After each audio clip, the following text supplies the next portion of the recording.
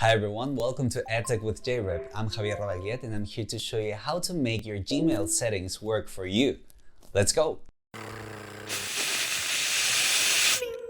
We all have different preferences on how to use our tech resources. There is no one-size-fits-all default configuration that will work for everyone. As you use your tech resources, you will get used to it and you will slowly find some options that will make your life easier. And on Gmail, you can see all of those options clicking on the gear icon. The most prominent ones appear right away. You can change the density of your inbox, maybe change the theme, the colors, how you want to organize your inbox, if you want a reading pane, or maybe you want to thread all the emails in one conversation together. If these options are not enough for you, click on See All Settings and you will get a wider array of options to choose from. You can set your text style, you can include a default signature on all of your emails, and also set up your vacation responder. There are many tabs to explore, and again, the more you use your Gmail account, the more you will find these options valuable, and changing some of them might make your life a bit easier. So go explore them and choose what's right for you. I hope you found this helpful.